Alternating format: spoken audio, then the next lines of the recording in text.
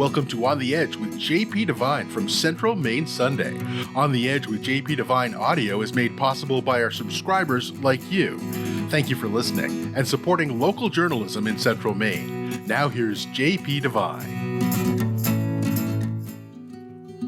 My father died when I was 9 and was buried at Naval Cemetery with honors. I remember that date because it was my 9th birthday. My sister Eileen held me. That was in September of 1941. 3 months later, the Japanese hit Pearl Harbor, where my oldest brother, Bud, was stationed.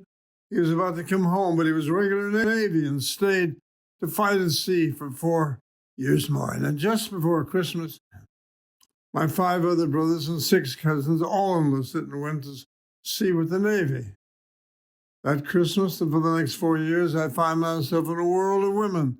My mother, my 3 sisters, my 2 aunts, and 30 or so Catholic nuns. That spring, I sat on the front porch, waiting for V-mail to be delivered by a postman with one leg that he showed me and explained that he lost the other under a train's iron wheels. I never forgotten that, even as I rode the boxcars that ran on rails 2 blocks from my house to downtown to Christmas. True story. I must not forget the post women during the war who always hugged me. First, there were the nuns. By now you remember all of them. I only remember a few, and this is the last time I list them. Sisters Rosanna, Amilda, Mary Margaret, and Boniface, who spent the war years in the big Gothic convent across the street from where I was born. I handed them the clothespin so they could hang up their laundry. I was probably the only boy at St. Mary and Joseph's School up the street who knew what sisters wore under those black garments. In the fall, I helped them rake the leaves around the many saint statues that filled the garden. I also helped the older sister who was deaf, who made the communion wafers and taught me to say the Hail Mary and signs. That was my life. Then there was Rosemary DeBronco of the Sweaters and Pearls, who taught me how to French kiss and make cookies in her mother's kitchen.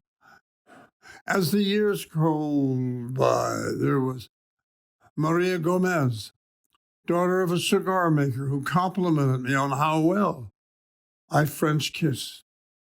I suddenly recall Maria Teresa, who taught French at Berlitz in Manhattan, taught me how to hold a cigarette like a Frenchman, and when drunk, told me about the Germans who murdered her grandparents at Auschwitz.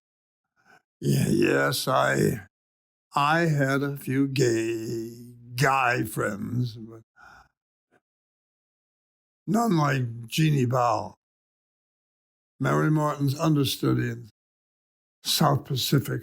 We lived together in her apartment across from the Plaza Hotel for a year and danced in the hotel fountain.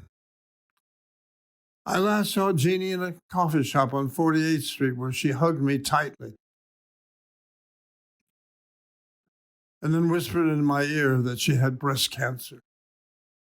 Then there's the story. You have it all memorized of the redhead on the escalators at Bloomingdale's department store who came into my life and built a wall around us that erased all the other women in a massive hug of life. She, who was a dancer in a private nightclub that prohibited her from dancing or dating with customers, gave me a closet and new pajamas and built a room in her heart where I lived for 65 years. I know. You've all memorized her. And the others I've made famous for the ages. It's what I do. I tell you all about these women now because of one that has now entered my life and found a place to grow. This column is dedicated to my two daughters, Dawn Marie Devine and Jelana Jolie Devine Nickel, and their mother, Catherine Jolie Devine, but it's mostly a tribute to the great Kamala Devi Harris, who gave it a try. God bless her and all the Americans who stood with her against the forces of tyranny. Thanks for listening to On the Edge with JP Devine. On the Edge with JP Devine audio is made possible by our subscribers like you. Thank you for supporting local journalism in Central Maine.